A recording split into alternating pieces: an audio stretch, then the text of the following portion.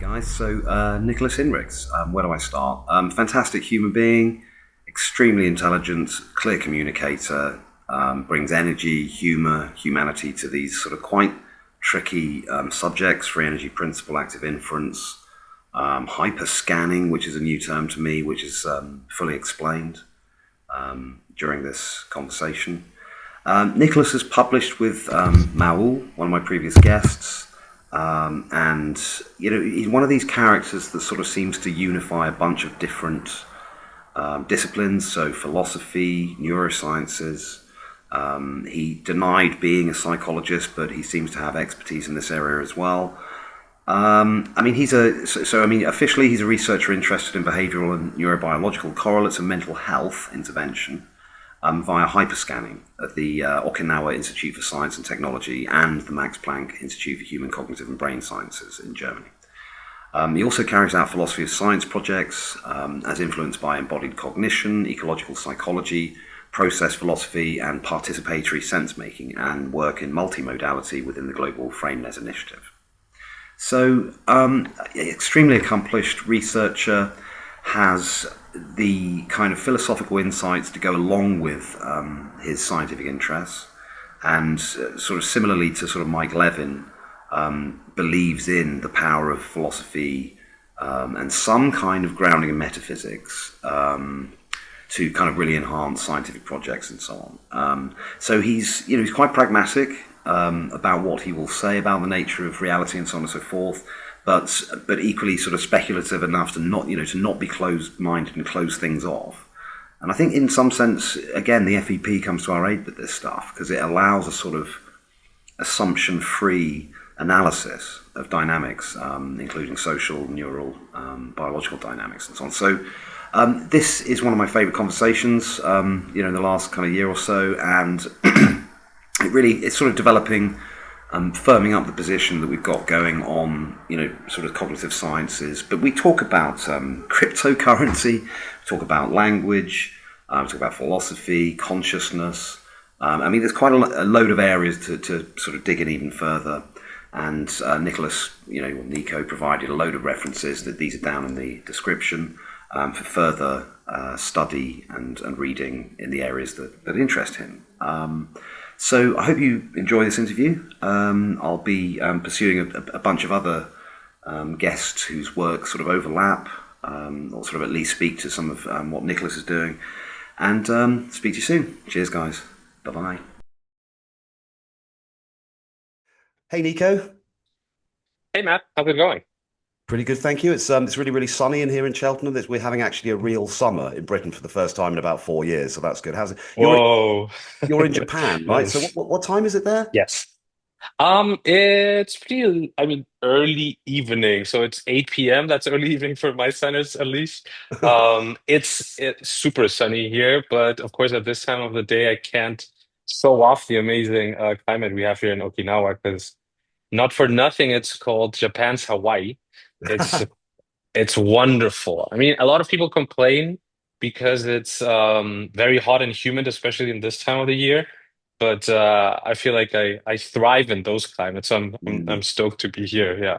So I'm a sun worshipper. If the sun's out, it's quite tricky. I thought about doing Same, this same. outside because it's so sunny out there, but so if I nip out to just get some sunbeams for a second, you know why. Uh, Exactly. just to sort of kick things off a little bit, obviously I interviewed Sure. Mahault recently, and she actually recommended that I speak to yourself. And Yeah, yeah, so first of all, thanks Mahault for that. That's a great yeah. concept. Shout out to Mahault. Thank Yeah, you. yeah. So big shout out to her good self. But your field seems, again, it seems to be a convergence of different areas. Sorry, seems to be a bit of psychology, bit of neuroscience, bit of active inference. So could you talk Yeah, about perhaps maybe we could start by talking about the overlap with Mahoult's field, and because obviously yeah, you absolutely. worked on a recent publication together. So can we talk about that paper and what you're really driving at, what you're trying to show us? Absolutely. Yeah, yeah, that's a good start. Because it indeed there's a lot of like pieces that converge there very nicely. So I'd probably have to start even a bit before that collab to sort of like contextualize it. Because the original sort of piece that I was writing where this collaboration stems from, or is the actual method paper um, that we're titling Beyond Inter-Brain Synchrony. It has a longer subtitle, but we can probably link the preprint later in the So show notes. beyond what, Nico? Beyond. Beyond Inter-Brain Synchrony. Right. So it's a method that uses geometry to characterize networks that form between two brains that are interacting during a shared task in a lab environment, right? Hmm. So I started developing a method that we can go into more detail later. But basically, when we started chatting with Mahault, we realized there's so much in common in their work with affective modeling and epistemic communities that we could pair up naturally to draw on from, modeling self and others as a dynamic, recurrent interactive process, within which then my model from this geometric hyperscanning, we call it, Mm. fancy sci-fi sounding words, would sort of serve as a proxy measure, so as a metric within this larger active inference field, if you will, model for dyadic interaction, so interaction between pairs. Mm. So this, I mean, could we just unpack geometric hyperscanning? I mean, I'm getting the impression that you're able to observe sort of neural behaviors that transcend the two Yeah, brains, right? And so you can demonstrate that there's some connection, but there's some causal yeah. influence between. I mean, that's just freaking amazing already to be able to identify that. So have you got empirical datum to support that? Yeah, I'm happy to say that this piece that will have for public scrutiny sometime soon out in the open will have indeed an empirical case study or a stress test, if you will. Um, so tying that back to your question, how it relates to sort of an Mm, interdisciplinary project, mm, the pain point that we had seen sort of in the lab practices that are sort of social neuroscientific oriented is the lack of sort of a unifying framework, right? To talk about like in terms of meaningful comparisons between studies, right? mm, That's where the second person neuroscience framework from Leo Schielbach, also our collaborator, co-author on this piece, comes in. Um, and it's been really like a quite the inspiring framework to that calls for a greater ecological validity in studies. If I put it in a quite the nutshell, right? Um, and that sort of like drove me to think, oh, okay, so we can build complexer interactive paradigms to test out or a probe for causal, correlates at the neural level of any sort of aspect that constitutes sort of a target aspect of interaction, right? Interaction understood as in the broadest sense, right? And so what I quickly found is that there's sort of a almost to this point almost a canonic sort of term called inter-brain synchrony, which is basically a measure of how similar two brain signals are in the sense of the signal of subject A versus the signal of subject B. mm, And interestingly, this has yielded bunch of like favorable outcomes in the forms of research papers, right? And precisely in diverse aspects of social phenomena. mm. Um, but for me, it's almost a bit of a surprise that it has been that productive because, and this by no means, sort of a demeaning comment, but the point of pain that I was referring to before is that and this has been already reviewed in a study that came out like 2 years ago. Forgot the author name, but we can link that too, Mhm. which is that a scoping review, which I think it analyzed like over 100 pieces that utilize IBS, Inter-Brain Synchrony, and it found that it's in all cases, or almost all cases, the definition of or the implementation or operationalization of that measure is idiosyncratic to the study, Mm. right? Right. So how do we compare these Mm-mm. 100 studies, right? And why are we using the same term if Mm. it's so specific, allegedly, right? So Yeah. I thought, okay, how can we improve on this, right? And Mhm. so maybe a little sort of like um, history check here. Inter-brain synchrony comes from intra-brain synchrony, right? Mhm. So originally that term meant or was a measure for or is still in some niches that still sort of employ it, a measure of how different areas of the brain are interacting, Mm. right? Mm. To produce a specific, higher cognitive function. For instance, in communication, precisely, it's been studied a lot, and hence it sort of like apparently got naturally, or maybe sort of like with too much inertia, sort of like mapped into Mm. social phenomena without really revising whether we're talking about the same thing here or whether we're really mapping a metaphor Mm. without sticking to the methodological question on how is it that we're gonna compose this unit, Mm. right? Yeah. So there's a lot to unpack there, but safe to say that what we attempt then with geometric hyperscanning. By the way, hyperscanning is this, as I said before, sci-fi sounding word for any kind of dual scanning of brains, right? Anything more than And one brain so is hyperscanning. exactly, it's even broader as an umbrella because it also means multimodality and multiscalar methods also integrated simultaneously, right? So, Mm. but for our intents and purposes, we mean dual EEG or dual fNIRS or dual fMRI, right? Right. Yeah. Um, so when we say geometric hyperscanning, it's really the same method, the same technique to scan, but then the modeling is based on geometry with which we hope to enhance the granularity Mm. of this metric that is IBS. Mm. Could I just chuck in, as a sort of amateur philosopher, can I throw in a couple of philosophical Yeah, questions, if I by may? all means. Yeah. Because I can't help considering the term collective consciousness when when you're talking about these Yeah. communicative or sort of mutually symbiotic relationships that transcend individual brains, then that surely points towards this idea of some sort of collective consciousness.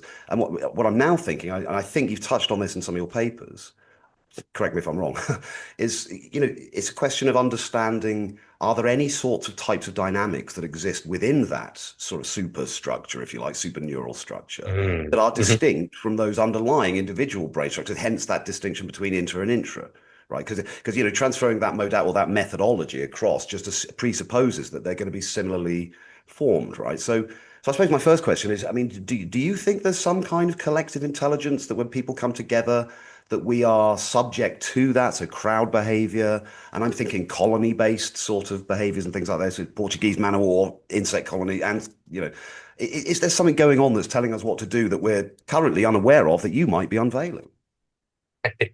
Um, the great question. I think that sort of like is even a really nice question because it's sort of tapping into the crux of sort of the questions of our times, right? Mm, We're talking about collective consciousness, not anymore in the terms of the 50s or the mm, 20s for that matter, but mm, in times of AI and AGI, races, etc. mm, So I think.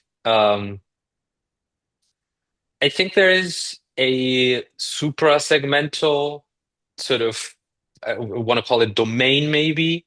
Um, I don't know how, I think you phrased it more nicely than that, but I do think that there exists something like that, but in the very functional terms, right? Mm, So I'm pretty pragmatic in my metaphysics, mm, and I think lately I like to sort of like draw from the work of people like Mike Levin, where he says that something like consciousness or collective intelligence is something that we as individual beings or as that beings with, some kind of like a membrane that separates inner and outer tap into. I really like that one, right? Um, which is not a way of advocating for panpsychism by any means, but it's like in the functional term, like maybe Yosha Bach would say, it's a way that we recognize how self-coherence and self-coherence as a self-coherence that immediately acknowledges an extreme otherness arises naturally, right? And if it's the case that consciousness has that, then I think maybe there is a form of sort of collectivity in it, right? Um, I'm not necessarily, hopeful that geometry will tell us all about what there is out there in mm, those terms. But I'm hoping to at least scratch the surface beyond what for now has seemed sort of a very mystifying way of treating social phenomena, right? And I'm not saying that we're not weird and sort of like strange creatures that need a specific sort of like set of tools to be understood. you know, so we certainly do need all the help we can, but I don't think that we are that mysterious either, right? mm. I think there's a sobering thought or taste at least in this reflection by people like Levin or Bach or Friston, where we can try to proactively sort of tap into and map these qualities that do seem to be shared to some regard. And as I said before, in the sort of like coming of age of computational models, um, there might be something that we will learn from them and them from us as well in that regard. Yeah, absolutely. I mean, I love that because I mean that's something that Mike Levin stresses himself, doesn't he? He says, look, we can speculate until we're blue in the face, but until we've got some, formal model that we can use to describe and make predictions, just get Yeah. out of here, get out of here, So I like that. I like the pragmatism, but Yeah. but you're keeping an open mind. But Yeah. yeah, Yeah. and I was also going to ask a question like, how else would we model this stuff other than geometry? Because there's this spatial, the self Oh, and yeah. other, Yeah. Yeah. there's this idea of the boundary, and geometry seems to be a perfect sort of go to for Mm. this kind of spatial, kind of work, right? So, I mean, Yeah. what else Yeah. could you use, Nico? There's a bunch of Poetry or tools. I'm something? glad you asked. Yeah. Yeah. Exactly. Exactly. Oh, funny because there's a toolbox that is called poetry Right, that is implemented for IPype, the sort of like most used hyperscanning Python pipeline right, developed by Guillaume Dumas, who's actually a co-author in our Beyond Inter-Brain Synchrony paper. nice. Um, Shout out. so not that far away from poetry. Yeah, actually, interesting. That reminds me, if we could just take a very, very brief detour. I read also Sure. some of your credentials and stuff that you're interested in business intelligence, or actually you do work in business intelligence in healthcare. And so do Right, I. right, So do right. so do Yeah. I. I've been doing that for Oh, 15. cool. Yeah, I've been working for the NHS, so we're doing cancer predictive analytics, doing emergency performance, time Oh, spent, amazing. all of Seems that like we have operational. lots to talk about off camera too. Absolutely, that's right. We do some business. But no, it's Nice, interesting that nice. because I think also you have you overlap with mental health as well, don't you? And some of this Yes. Yeah. some of Yeah. this is about understanding mental health dynamics. So Yeah. could we talk a Yeah. little Yeah. bit about that? Absolutely. This actually ties into your previous question very nicely because there are some other methods that I've been looking into or was looking into before sort of like committing full time to geometry. I hope to revisit these other methods because they're great. For the neuro scientific or neuroscience savvy people that might listen to it. For instance, microstates or traveling waves. Let's just, throw them out there, the keywords, but those are like other very well known and sort of like um, trendy also Mm, for what that's worth methods currently that I looked into for modeling these specific things. But I found that geometry was the most intuitively readable if the output is produced in the right way mm, for all the intents and purposes that I have regarding precisely mental health. mm, So it's great that you asked because my primary aim for what we call translational potential of this research, so what we could apply it to, mm, is to understand what people call rapport mm, or intersubjective alliance, so trust in layman's terms, which has been found to be crucial. Predicting the successful outcome of a mental health intervention, so of a therapy, right? So that's sort of like the short version, right? There's a long version where we would need to look into the equations, into the math, but I would say that geometry allows us in the most graphic form to see whether a interbrain network, so a shared network between two brains, is either localized towards one of the agents or towards the other, or whether there's an independence at some point in time, or whether there's a global activation or a global spread, right? So we have these, at the very least, these four great profiles that can happen throughout time. And if you correlate these in a time-stamped manner mm, with behavioral cues, right? From your session with triggering topics, with a protocol that can stem from any sort of tradition in mental health intervention. Then you can start sort of picking up a bit at these or carving at the joints of that method itself, right? Which is it even has its own technical term to refer to, um, namely the clinician's intuition, to refer to how sometimes these protocols are just navigated mm, without a conscious sort of like appraisal of these variables that are protocolized, right? mm, According to at least the schools where they come from.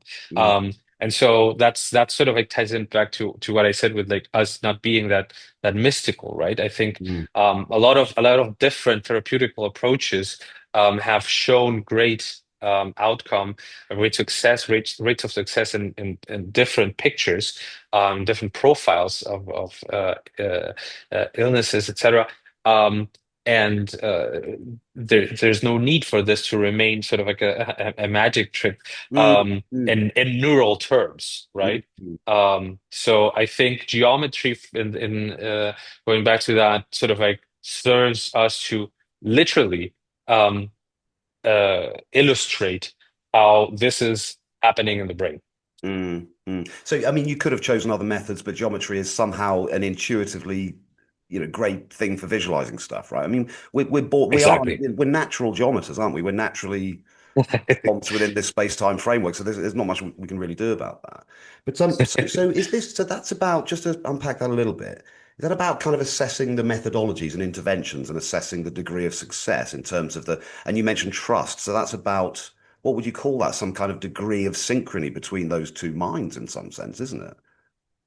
Sure, sure. That's So I think there's a big one to unpack here, and it's precisely the term synchrony, right? So one thing that this measure, as I said before, sort of like suffers from, it's idiosyncratic, which is a really euphemism to say arbitrary, right? Um, it's the how arbitrary it's been implemented and operationalized throughout a number of studies.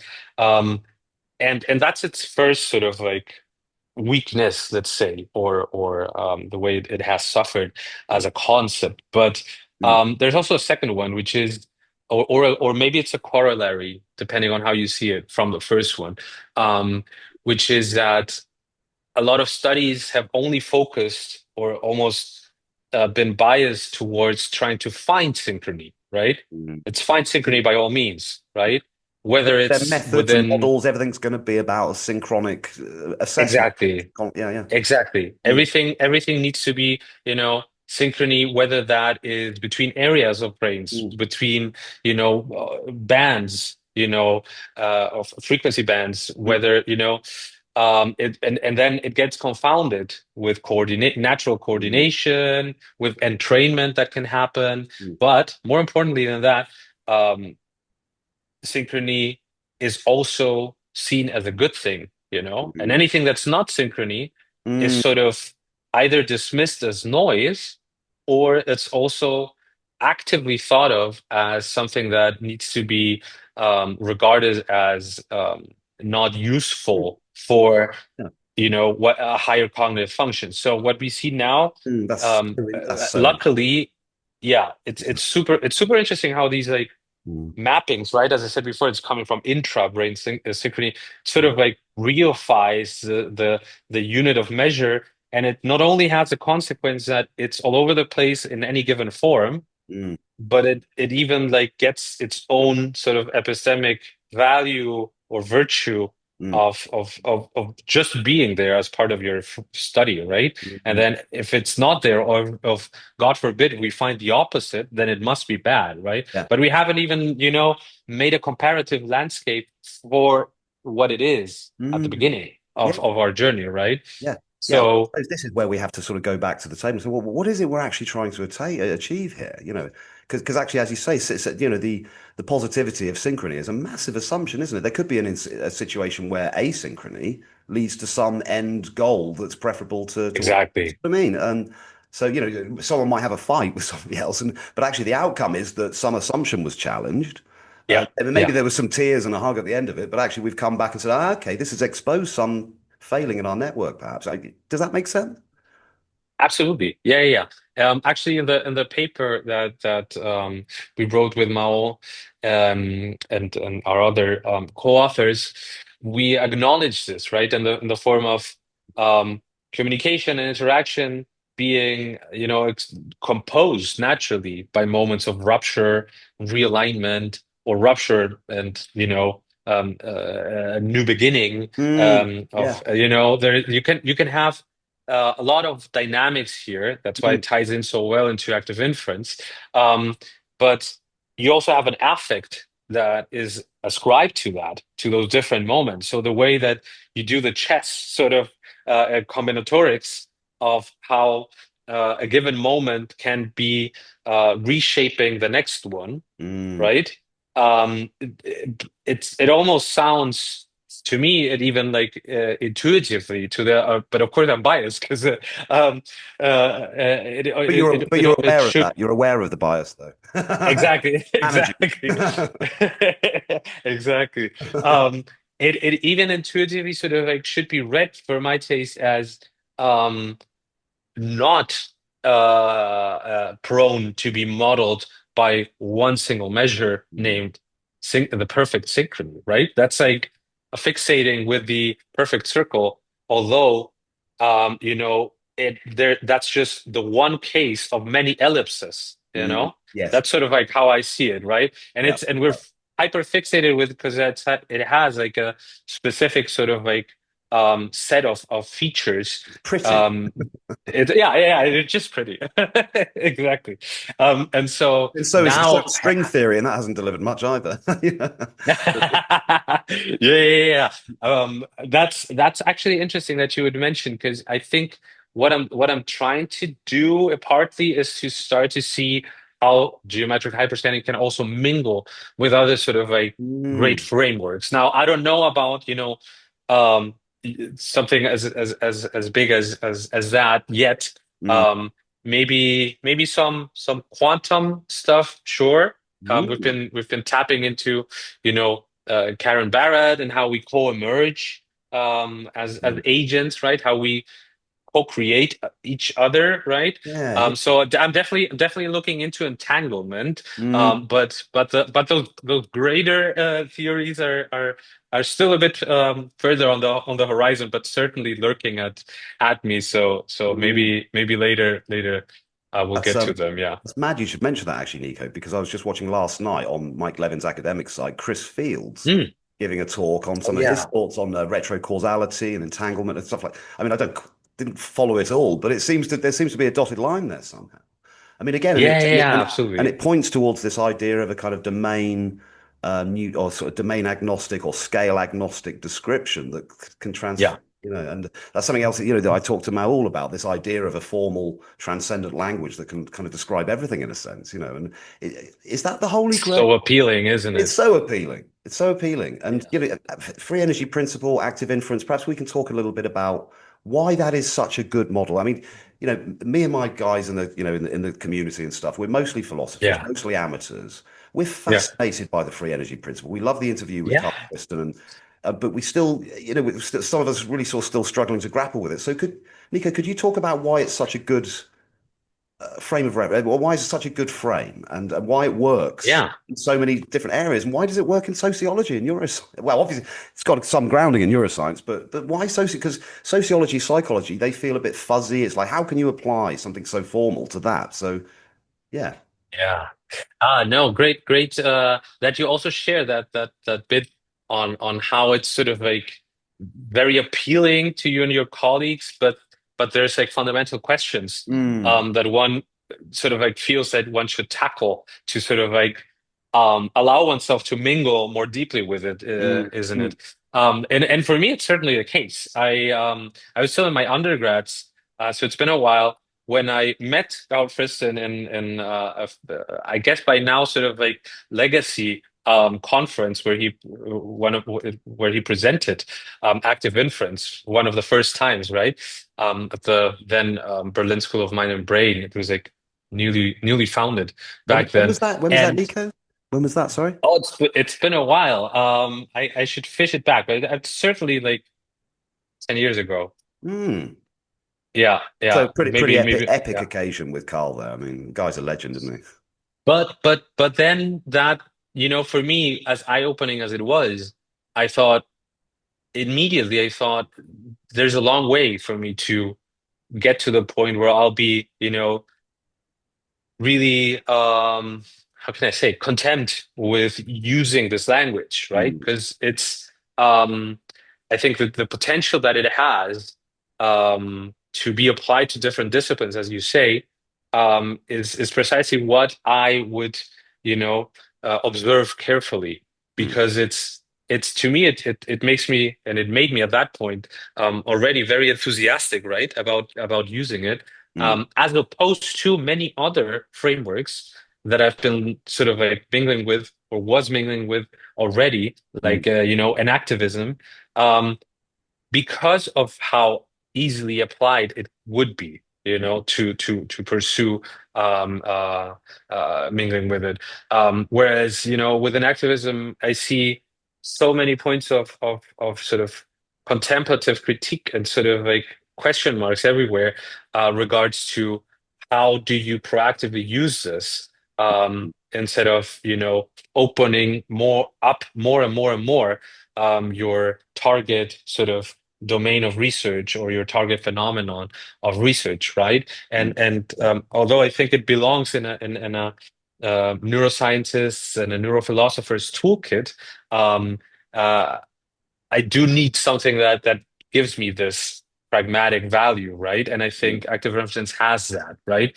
So it took me a while to sort of like make sense of all the terms mm, that are involved in this framework. But I do think that it is one of the great formalizations that we have at our disposal nowadays. mm, Um, because, for instance, in the case of social interaction, it's not, me and you just modeling each other from the distance, like in theory of mind models.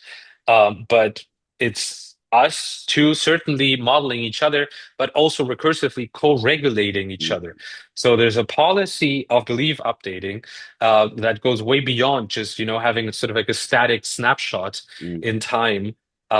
It's sort of like akin to my critique to Synchrony, even, right? mm, yeah. To sort of like just have that static snapshot and go with it. Mm, But there's actually this co-regulatory aspect that also ties in well with the second person engagement, mm, and thus with the second person neuroscience framework that I mentioned before. And surprisingly, it aligns naturally with ideas from enactivism and dynamic systems, right? mm, Um, so it's not even, the question of perception and action, I think, but it's even in our specific use case here, it's about affective regulation, right? And so I think there's no other frameworks that get at it that nicely and that intimately with the terms, right?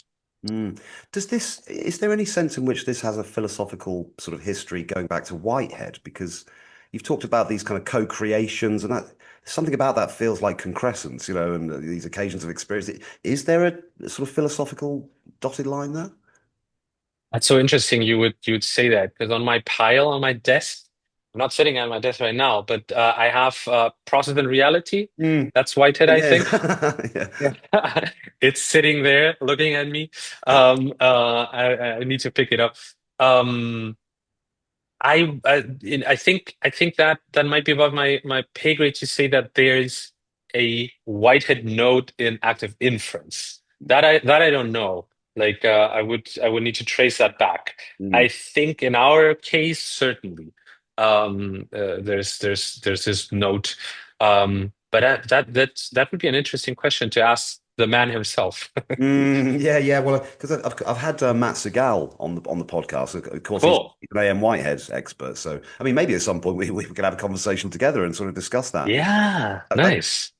Because I think he probably relate to some of the maybe metaphysics behind what we're saying here. Right, right, Um, right. but yeah, so I mean, it's a struggle to read, isn't it? I mean, I keep trying, and but Yeah, the reason that came in because you mentioned the kind of the use of language in active inference and FEP, and I think that's one of the right. that's not barriers, but it's one of the kind of slightly uphill climbs. It's like a whole new lexicon in a way, isn't it?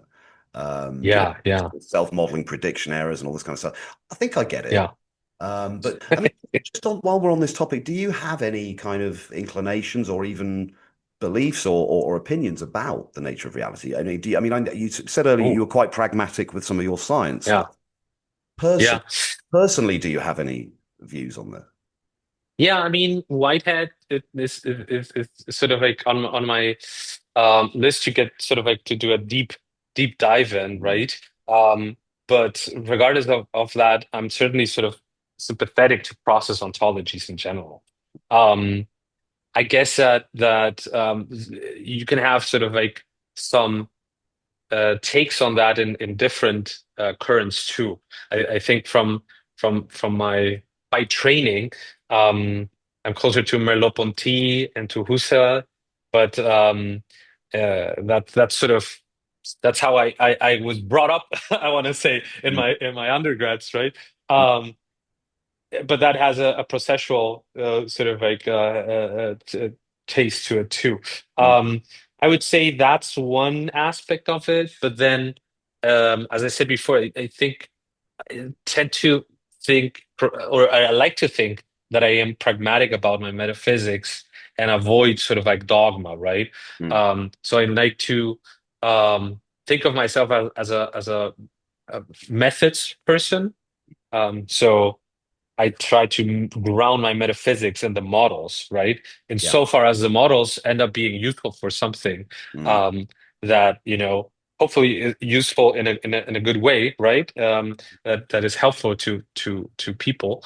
Um, and so in that sense, I think I don't want to say I'm a pluralist either, but it's certainly a tool, to have a specific stance on how to read a sign or a symptom or a metric, depending on the use case. And sometimes that will imply going beyond sort of like a specific a set of epistemic sort of assumptions and sort of like digging into your ontological foundations.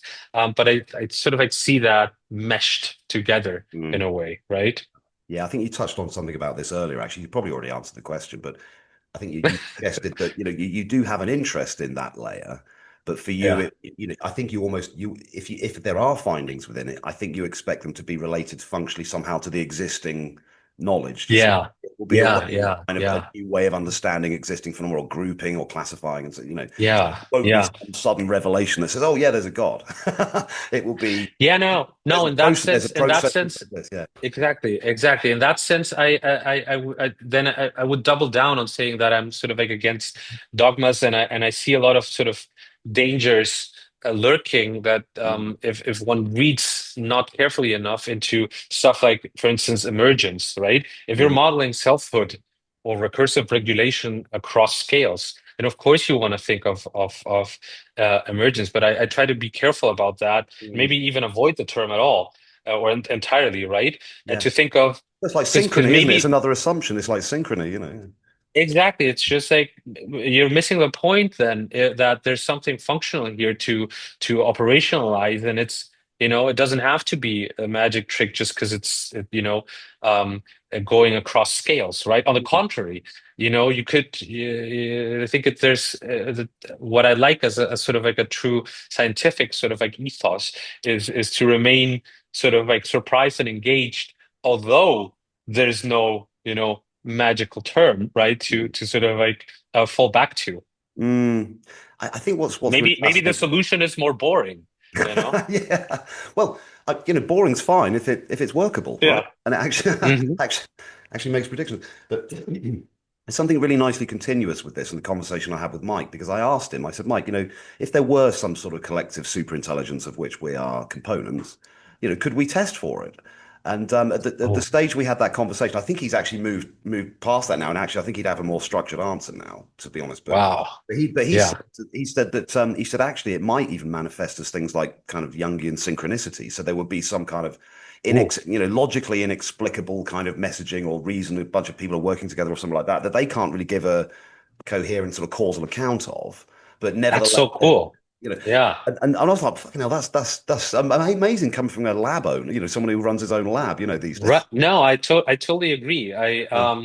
I love how lab-based people can as myself also being empiric sort of like I always struggle with the mingling with like higher order sort of like Mm, theoretical assumptions, right?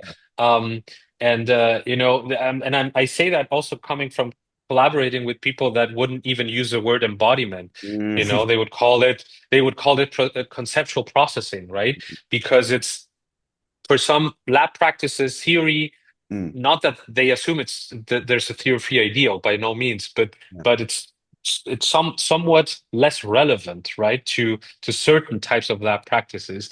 And so I find it really interesting to have very strong claims about like the one you just mentioned Yeah, he was kind from of someone who's like does like hardcore empiric work. yeah, he was kind of speculating, but the reason I mentioned it was because I think that, correct me if I'm wrong, but it seems like you're actually scratching into that surface, right? Yeah. I would hope so. I mean, it sounds like we should also sit down and have a chat with Mike too. Oh my God, that'd be awesome. That'd be awesome because I mean, Yeah. just the other day I saw some guy approaching sociology as an extension of biology and things like that. Again, looking at that scale and dependence description. There's actually I Fascinating. think it's this Friday, I'll be attending a little workshop on the FEP meets Oh my psychoanalysis. God, is that So being that's televised? Is I that? will I will send you the link. Mm, Um, I just stumbled on this like very recently, and I was like, whoa, finally someone is sort of like daring to do something like this, right? And for my own sort of like purposes with geometric hyperscanning, I have thought of different sort of like models from mental health, right? But psychoanalysis would sort of like be the mm, least favorable in terms of how do you operationalize yeah, this, right? yeah. Um, and it would be the most sort of like attractive to me personally, because Mm, well, the few experiences that I've had with therapy have been Lacanian psychoanalysis, and it's been great, mm, right? But but yeah, but how do you operationalize something like that? Yeah, sort of neural correlates of Freud, you know, and so it's Yeah, like, well, exactly. actually, we had Mark Soames on the channel, and Cool. he's an expert on Freud and psychoanalysis, and he did talk a little bit about neural correlates for some of Freud's models, and you know, Nice. so getting from that fuzzy kind of almost Yeah. borderline spiritual stuff into formalized, it might be worth looking into some of that. That's fascinating stuff. Absolutely. Yeah, yeah. I've been thinking of actually not just thinking, but talking with some colleagues to perhaps organize a week-long workshop on sort of mental health Mm. as the goal, but like with a round table of practitioners, philosophers, but also modelers, right? Mm, yeah. Around different dimensions of that. Because I think that that would be fruitful to sort of like engage in setting a new bar on Mm. what is possible, right? Um I think of what is his name? Ferraris, this Italian philosopher. He talks about unamendability, right? What cannot sort of like be changed by our interpretations Mm. from the world, from matter, if you will, Easy. right? Yeah, yeah.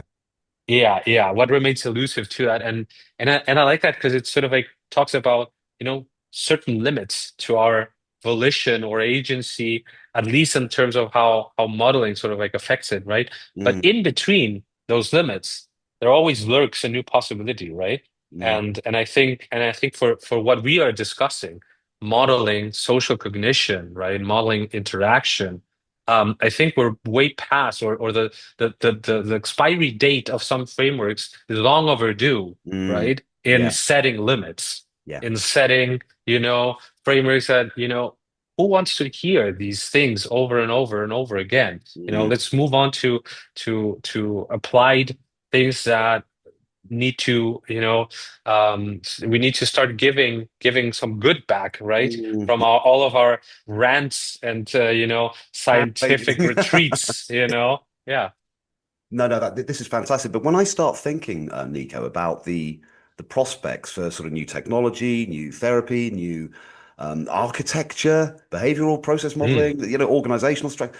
I mean, cool. the possibilities are endless, aren't they? Because you can actually, if we manage to pin down what is a preferable state of affairs within these networks, Mm, because it's not just synchrony, is it? Right? But we're on yeah. that journey now, and the prospects here are just unbelievable. We could realize so many new benefits with kind of collective human behavior and the way we structure ourselves. And so, am I right about that, or am I getting a bit hand wavy? No, no, I think you're definitely on the right track, or I like to believe so, because that's what I see as also my sort of like long-term goals, right? There's a sweet spot between, for me, personally, between how I want to keep reinforming sort of like my empiric practice with these theoretic and philosophical considerations. And I think the sweet spot, again, doubling down here, or tripling down on pragmatism, I think needs to come from how it has a translational value for the community, right? Mm, For instance, just to put an example that is by no means hand wavy, or the sort of like the contrary of that, which is, for instance, socioeconomic inequality affecting brain health, right? nice. Inequality is said to, I think it was Agustin Ibanez who already put this forward with fMRI data like 2 years ago, how inequality factors into sort of perpetual inflammation Mm, processes in the brain, right? wow. And Yeah. so if we can start digging into practices that can reduce that, Yeah. and we kind of benchmark them via synchrony, via Mm, an updated way of understanding synchrony, mm, then we might, give back yeah. methods that are just way better than your regular sort of over the counter whatever, Yeah. And we also see, I mean, there's a broader narrative there, isn't there? We seem to be trapped in a sort of neo-Darwinistic, competitive kind of, Yeah, yeah, yeah, winners, losers kind of model. The World Health Organization yeah. did a statistical analysis some years ago that clearly demonstrated that there was an extremely high correlation between crimes against property per se, sex crimes, and Yeah. inequality. So literally showing that the most unequal countries have the most problems with community violence, right? I mean, so there would seem to be a very solid dotted line between that and the kind of thing. Well, at least you're talking about method again, giving us the possibility of showing those sorts of relations, aren't you? But we could actually Yeah. have a And solid. solutions, But right? imagine having a solid scientific grounding for saying we need to be more fair, Yeah, yeah, yeah, yeah, exactly. yeah. Exactly. Yeah, yeah, yeah. I like that. It's getting to yeah, to an actual sort of like STEM based perspective to be able to say what we already know from so many other And perspectives. in our hearts, yeah. Yeah. And in our hearts, yeah, yeah, yeah, yeah. Yeah. From the voices of the affected. Mm, Yeah, yeah. absolutely. But that's one of the things that reassures me about your work is that your insistence on the scientific reproducibility and so on and so on. It's not pie in the sky. It's something that's actually deliverable, and that again that talks to this problem that people have with science these days. This emerging kind of anti. Sure. Sure, there's a problem. There's a problem with scientism and over believing scientific models and so on. But Mm, mm. there's a lot of doubt and uncertainty about science following COVID and so on. So it's good to see that this rigor is still there. I think it's just that's fantastic. And Yeah, yeah, yeah. could we talk a bit about AI? I mean, we haven't even tickled that Yeah. subject yet. I mean, because Let's do it. some of these models that you're talking about presumably could be brought to bear on developing intelligent. Because there's been a lot of success, hasn't there, with collective intelligence, so swarm-based problem solving and things like genetic algorithms. So kind of using what seems to exist in nature in software and actually getting really, really good results. So is that somewhere we can go with your work as well?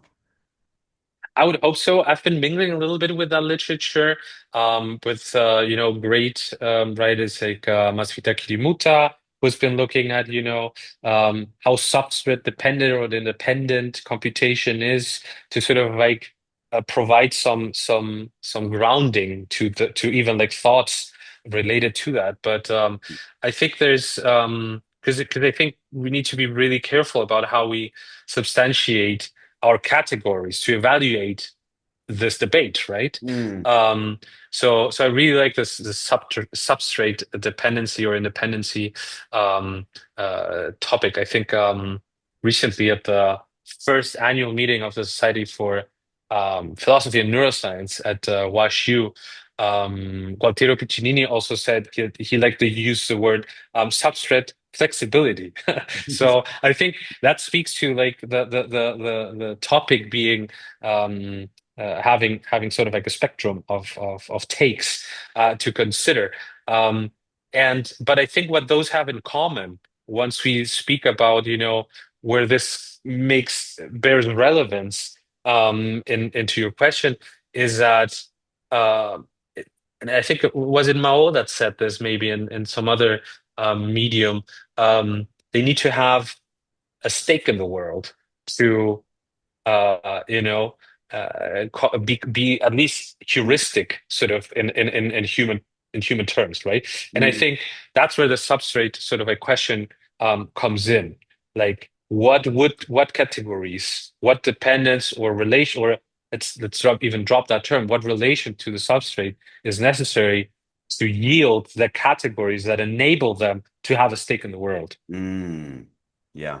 Because I think that's once you've answered that question, then presumably you can manufacture something that possesses those properties, right? right. Then it starts looking conscious like, even Mm. if it's synthetic affective regulation, if you will. Mm. What are your views on the possibility for consciousness within silica? Uh, I think that by some standard, we might see AGI in our lifetimes.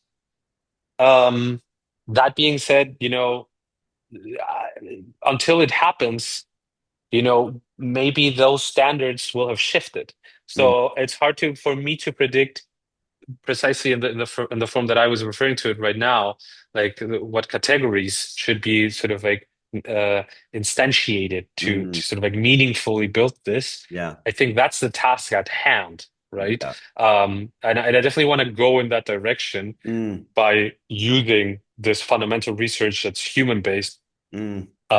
to inspire sort of human AI and AI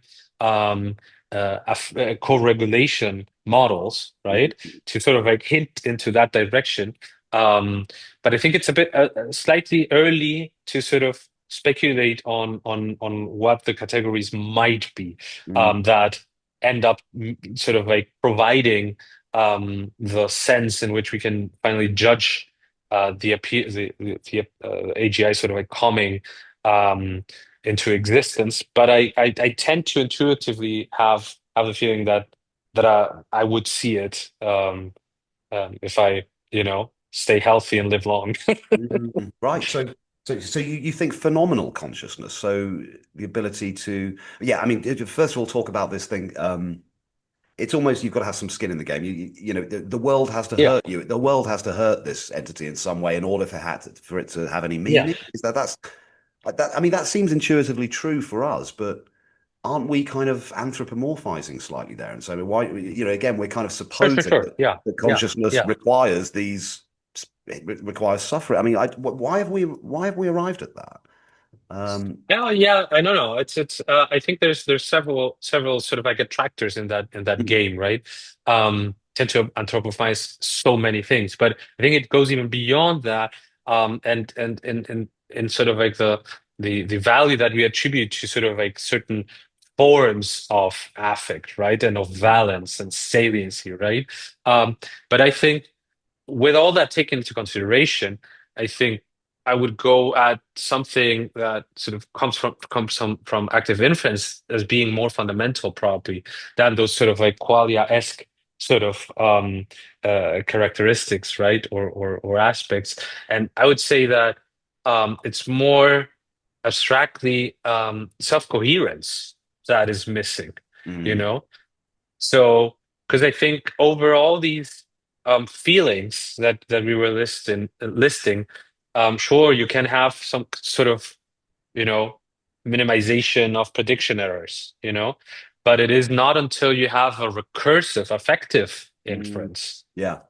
that self-coherence won't, come to be Mm. part Right. of You're part of saying there your could be model. qualia. You're saying there could be qualia present in a basic system, but without that coherence. So, Yeah, yeah, yeah. So we're saying exactly, that exactly. qualia isn't sufficient to consider something conscious. That's essentially all. No, I think it's probably a good sort of a collection of traces, but it's of that, I would imagine that a somewhat leading towards self-coherent system that is not an agent, or that is not fully a self-coherent agent, at least by these terms, might sort of like have a landscape of qualia-like properties, sort of like being attracted to it, Mm, right? But I whether that's sort of like manifesting them, or sort of like bearing them endogenously, sort of.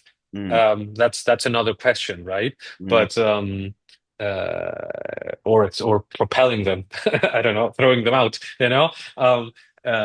But I think the crucial question, or the crux, would be whether there is this membrane, or blanket, if you will, that provides the self-coherence that can then ascribe these characteristics. Um, uh, I think you said meaning, maybe and sort of like the math terms could be a vector.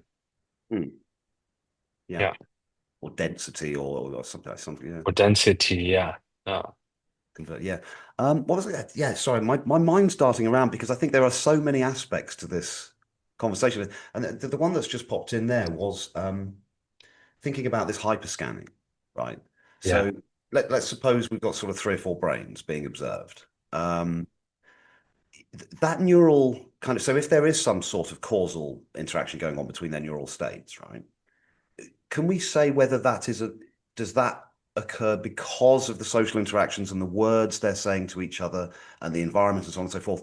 Or is it happening Mm, kind of independently mm. because of their proximity and because there's neurons near each Right, right, right. That's a great question. I should have led with that an hour ago. But so one of our other? I read your great mind. collaborators, yeah, yeah, exactly.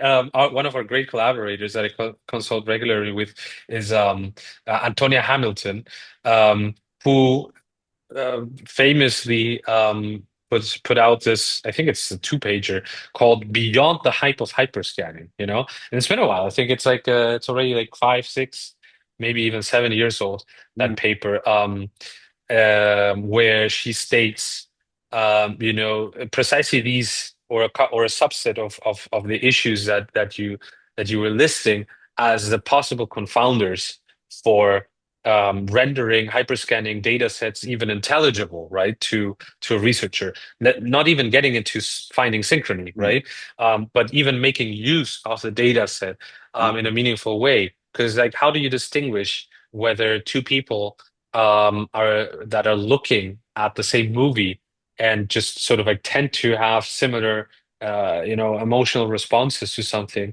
mm, um, aren't sort of like just sort of like co-occurring in their brain signals regarding that stimulus, versus the same mm, picture, brain-wise, if they were interacting. What happens if, how do you interpret that if you read the same thing, but it's in an interactive versus in a non-interactive setting? You mm, know, was there no interaction because they're just, sitting together watching the movie? Um, okay, then let's regress that out and make a design where they're in separate rooms watching the same movie. And then you start getting into more complex um, paradigms where you need to regress out a lot of things. mm, And that's partly the burden, methods wise, for us on how we implement the hyperscanning. mm, Um, I think that's where I do see sort of like um, the two th sides of the coin. So there's that risk that per design you're sort of like already influencing whether something might constitute interaction or not. mm, As you're sort of like smuggling in these epistemic considerations just because you're, saying, okay, we need to have these factors as variables mm. in our design. But then I hope that some of these issues can also be corrected post hoc via a better modeling of the data itself. Mm. And is that what you're specifically working on? That, trying to render those data sets themselves workable? Yes, Work. yeah. Yeah, yeah, yeah. There's different strands on this that we're pursuing. For instance, here in Okinawa, we're looking at haptic hyperscanning, so with the sense of touch and Mm, the feedback, when people are interacting with like digital avatars, between like two interacting participants. Then we're looking into mobile EEG, to do some field work, mm, possibly, with a cognitive ethnography sort of approach, but that's still in the planning.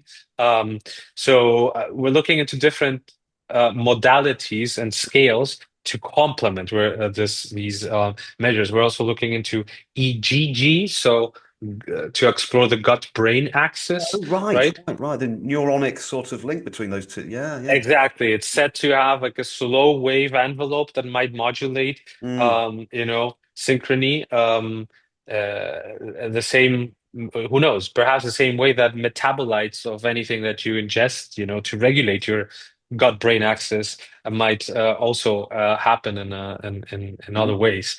yeah. Um, and then I recently submitted the revisions to a protocol that should come out hopefully in STAR. So that's a journal from Cell that specializes in experimental protocols on infrared thermography, so thermal imaging Yes. for diets, right? So you can complement that as well with your Mm, hyperscanning, right? Because the temperature is a great um, proxy measure for autonomic regulation.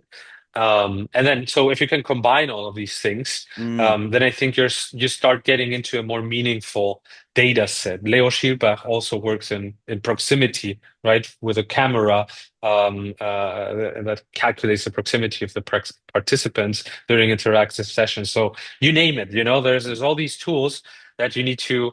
Then in the modeling part, it of course gets you all those headaches into how to integrate all the streams and how to timestamp them so you have meaningful phase transitions that correspond across all those scalar streams of information, right? But hopefully that should render it through sort of the multiplex model more intelligible, which is that's what we're betting on. Then we need to look at, before that, we also need to consider, of course, the limitation of the tech, Mm. right? EEG is really bad for having people talk with one another, right? Because the data will get all scrambled, right? So maybe you look into FNRS, or maybe you need volumetric data, so you look into fMRI, but then they can't move because they're in like this huge machine. So there's trade-offs all over this landscape of empiric and epistemic considerations.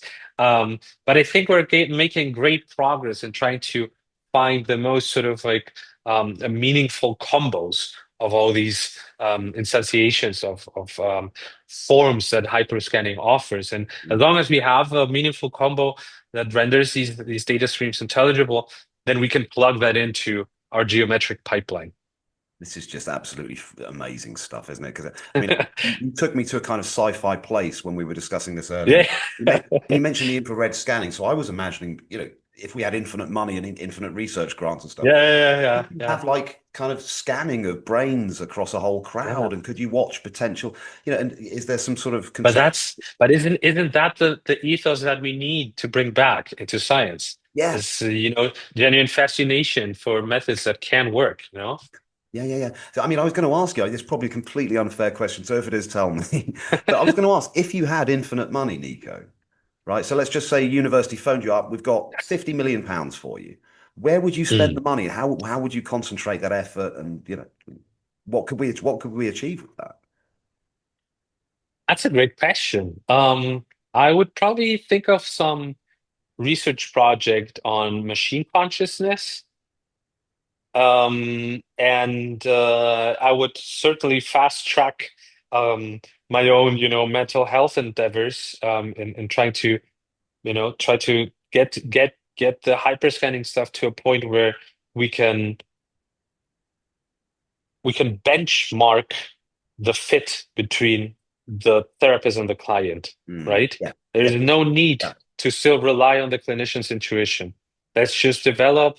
And I'm not talking about a digital twin here, where the therapist has an iPad in their hands Mm, and the patient is plugged into like 15 machines, right? And then they see that if we talk like this, then the outcome apparently should get bigger, right? mm, That's a dystopian sort of phrenology, like sci-fi version that we don't want. I mm, think what we do want is to retrofit all of this knowledge into improving practices mm, as such, yeah. right? Into improving the guidelines that we as humans still will continue to implement. And if we can instantiate this in a tech variant, by Mm, all means, because in any case it will be better informed than a chatbot mm. giving you, psychoanalytic blah blah. Yeah, yeah, yeah. No, this is absolutely fascinating because, I mean, in a way, this is the holy grail of things like mental health performance, isn't it? Because this would be an objective measure of the success of that particular encounter, right? Yeah. And Yeah. obviously, understanding that, you can promote better outcomes for patients. So it has a Yeah. fantastically, morally sort of strong basis behind this. I have been starting to devise a potential startup with a colleague from the Max Planck Institute for Human Development in Berlin on that. Mm. So let's definitely touch base in a year or so to see Yeah. how that is going. Yeah, Absolutely must do because I'd love to hear how this progresses because I mean that's something close to I've worked in for mental sure. health myself and it's an extremely important area particularly given the current mental health kind of catastrophe and a lot of I don't know what Yeah. is elsewhere in Japan and Germany but in Britain they've been pulling back mental health Yeah. Yeah. Yeah. spending less money on it and it's a bit of a mess and so anything that moves that agenda forward is just fantastic. Absolutely. Absolutely. So, I mean, are we? Do you think that you're close to developing an objective measure of that? And I presumably it would involve things like brain scanning and actual physiological measurements and things like this. And I mean, that's so exciting. I mean, that's just Yeah, I love it. I think the first sort of if I put it in sort of like a private sector lingo, the first deliverable um is a is this interface, right, where we can see across time how the networks are spreading. So we call it a sliding window approach, Mm. right, Yeah. where we can move, our window that's selecting regions of interest within the interbrain network, and you can just grab it with your cursor back and forth, and then you can see that at moment X in time, the spread of the network is more localized to one of the two, or as I described before, maybe more global, etc. But then you can actually visually sort of like engage. So it's a visualization Mm. software, if you will, Sandbox. um, Yeah. for that. Sort of Yeah, yeah. So I think that's the very first thing, Mhm. which is paired to the metric itself that is based on the geometric approach that we'll be using, Mm. that builds on a notion of curvature and the entropy of that curvature, where we will have let's say an augmented or an enhanced interbrain synchrony metric. Yeah. Mm. Yeah, yeah. So I'm just thinking in terms of practical outcomes. I mean, let's say you do make certain findings about this, about certain practices, methodologies, and what would the consequences of that then be? Would that be about setting, changing policy, changing organizational procedures, or even so there's a very tactical Sure. output to this. Yeah, yeah. I think the at the outset, and certainly what I will tackle first is of course the science, which is, I would do a scoping review of everything related to interbrain synchrony, and try Mm. to reevaluate it so Mm. that I can compare it and sort of like do a mapping Yeah. of the It's true like a history of systematic hyperscanning. review kind of thing. It's a systematic review, but with a new unit of measure, Mm. right, applied to the calculations. And then you can, more thoroughly map what what um, what the contribution actually was of a given paper, and Mm. and and if maybe IBS wasn't it, although it was employed, then you can still map it within your, if you have a quadrant, and you have your experimental, let's say that experimental in this term means strictly empiric versus simulation, Mm. but also maybe epistemic, because it serves sort of as a framework. And maybe in the case of mental health, you could also have another quadrant that's like etiological, because it Mm. improved sort of like the view on how to profile patients and conditions, etc. So then you will be able to order the history of hyperscanning a little bit better. I Mm. think that's at the outset what will happen. That's on its way, with this new measure. But then thinking big, in terms of policy, as you said, I would be really interested in starting to get familiarized with that. I do know some people that are sort of like looking into the neural rights, so rights of the brain, right? So legality aspects of the brain, to sort of like make sense of sort of like the ethics of care, etc. Mm. For one, because if you're thinking about, planning, or devising some kind of like intervention to improve brain health and mental health, then certainly it has to have this sort of like ethical cornerstone. Mm. Um, but I would certainly hope that it will also facilitate communication, across, hierarchies between human beings too, Mm. right? But that's probably too early to tell how that will develop. Yeah. No, but thank you for the very, extremely well-informed speculation. That's really, really interesting stuff. Um, Thank you. Something else I wanted to get to actually, because it, I've seen that you have an interest in Web3 decentralized science, right? So Yeah, yeah. Web3 is a kind that's kind of, we're supposed to be in Web3 now, aren't we? It's kind of like it's kind of like the crypto sort of district, the blockchain, distributed networks, and so on and so forth. So what is Web3 decentralized science? Is that a way of storing documentation, or actually is it a way of doing science? Yeah, it's a great question. So I haven't touch base with that in a moment, but I think it has such a great potential, because it, at the very least, it offers, a way of democratizing access to science, if it's stored, if your protocols, your results, etc., all of that is sort of like made readily available on chain then you have a completely different way of managing access in compared to, your institutional and private sector sort of like way of framing that. So it has a way of democratizing access for one, but it also enhances, privacy. If you, as you said, documentation.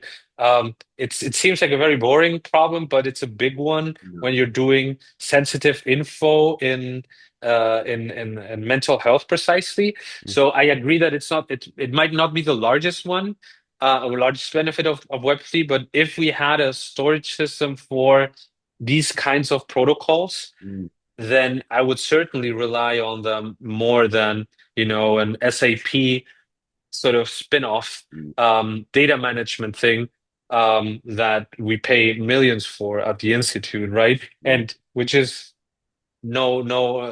gives no real reassurance that, knowledge management is better by any means. Mm. So I think Web3 sort of like all opens up that avenue also in promising ways, but also in having just decentralized, finance systems for research projects too, Mm. right? There is, as I said before, I haven't touched base with them in a while, but there's some colleagues actually from the Max Planck in Leipzig that are participating in some tokens, etc., that are meant to be subsidies for,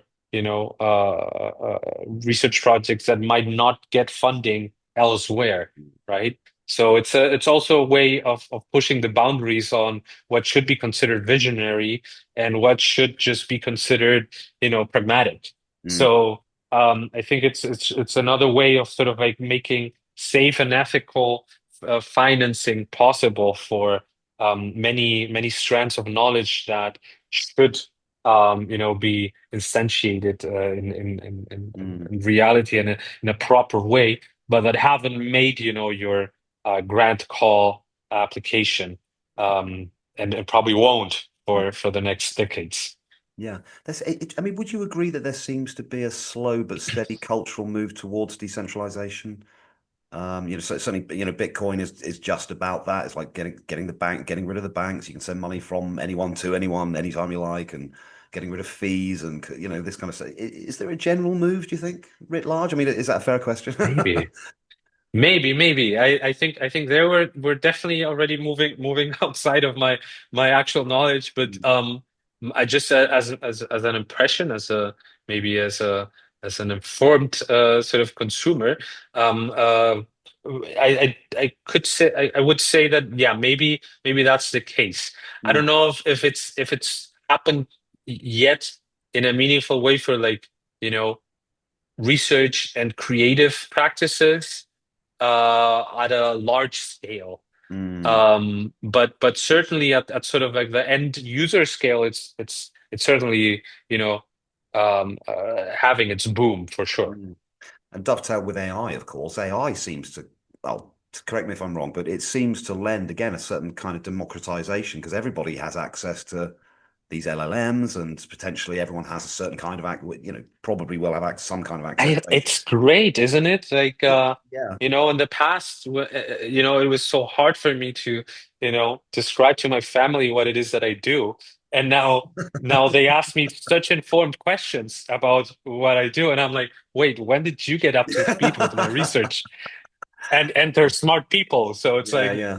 I mean, it's a tough one, isn't it? Because I mean, Mahault talked about some of the ecological consequences of things like LLA. I think she said that every token or every query costs like a bottle of water, and so she was talking yeah. about that side of it. But yeah, I'm as a bit of a geek. I'm very excited about these LLMs, and if Yeah, no, the, yeah, the the water consumption is through the roof. I think it's yeah, obscene, it is obscene. and you see in social media, you see such absurd, tips and tricks to make you feel better. Mm, Like, don't be polite with your LLM. You're wasting water. And it's yeah. like, it's like a self-defeating sort of like remark to say, because Mm, the truth, I think, for me, and maybe it's my, I tend to think of myself as an optimist, but like Yeah. with those things, those phenomenon, I'm like, for me, the majority just doesn't care, you Mm. know? Yeah. So, if there's something that we can do about it,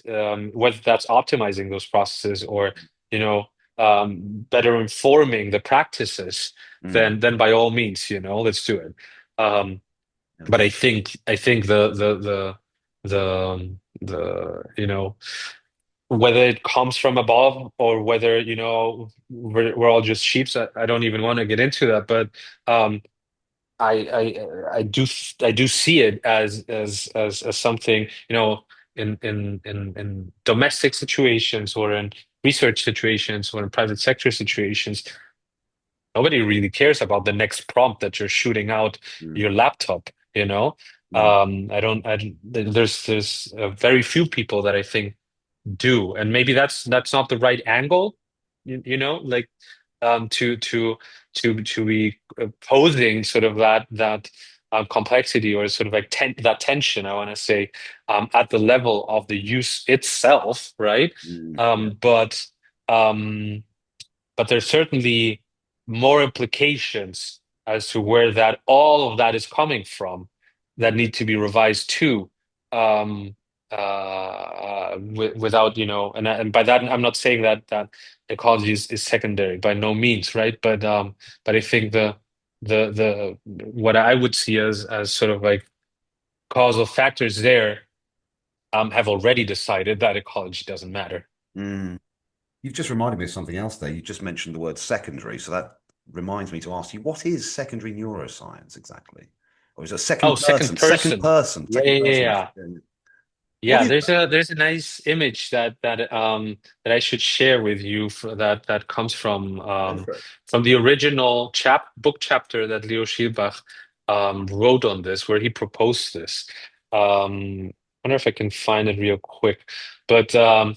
in any case, it's the first framework that proposes how to study social how to instantiate social neuroscience in a way that actually acknowledges the complexity of real-time interaction, right?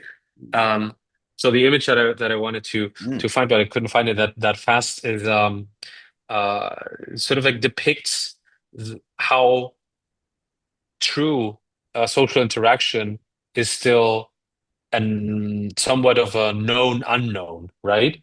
Um, a black box, if you will, right?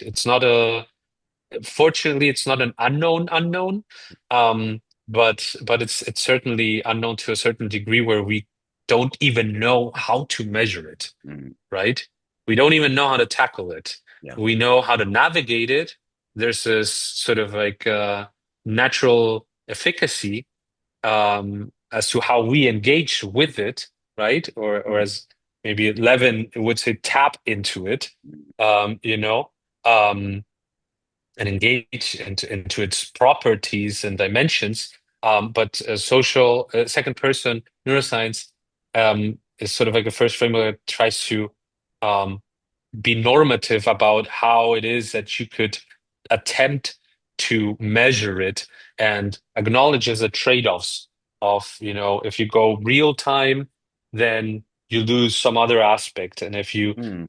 prioritize certain variables that are like truly interactive, maybe you lose the real time. So it's a framework that sort of like is normative in the sense that it acknowledges those trade-offs and classifies then the type of second person, so interaction Mm. neuroscience or social neuroscience that you would be enacting, where pick your flavor and the combinations of within those trade-off spaces. Mm. Is there a sort of behaviorist dimension to it in the sense it's sort of looking for observable phenomena that can actually be talked about objectively or formally at least? Is it something Yeah, I think like that? there's a great sort of like back how do you call this? So in the back of it, Mm. there's this tension space with like thinkers like Michael Powell, etc. Where you have your debates on first versus second versus third person approaches, right? Mm, Whether any of those has any privileged access to any other sort of like target aspect or domain or phenomenon of your mm, choice, right? mm. So do that, I think I don't want to say that that's the backbone where historically Leo came up with this framework, but it's the one that I related to make sense of it, in the because it's sort of like for me lays out the complexity on the ontological and epistemological sort of commitments that you express um, when choosing how one of these person perspectives, X person perspectives, um, should have a privileged access to whatever it is that you want to study, right? So I think there's like people that actively propose that maybe one perspective has a better access to, you know, for instance, first person perspective should intuitively to some people have a greater access to sort of like introspective, meditative, contents. Mm. But maybe it is through interaction that those become even clearer. Maybe you can render them um, more explicitly with a second person perspective. Maybe there's some third classic scientific third person perspective stuff that cannot really be reduced to it, and thus you need to complement it with sort of like more neurophenomenological take that would be from informed from the first person perspective, and vice versa, right? So Yeah. I think that's sort of the backbone. That was the word that I was looking for. I think that's the backbone for me for how to devise your trade-offs in a second person neuro experimental paradigm. And in some instances, maybe it's behaviorist, right? Mm.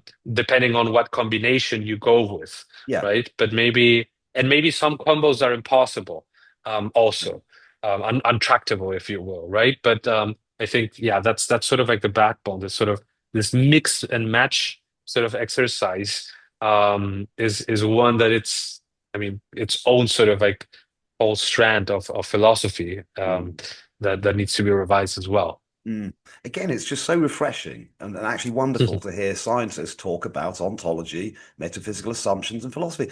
Because there's a Oh, bunch of your colleagues in science that just turn their nose up at it. Say, "Our philosophy is just what we don't know yet," you know. Whereas the yeah, likes yeah, of yeah, yourself yeah. and Levin and Mahault are saying, "No, no, no, no, no. This is important stuff. We've got to, I Honestly, need for to me, know." it's just something that I needed to learn. Of Mm, course, as I said, I do have some training in philosophy, mm, but to actually use it is something that came to be necessary via the hyperscanning project. mm, Before that, it was maybe something that I did out of my own sort of like intellectual curiosity. mm. Um,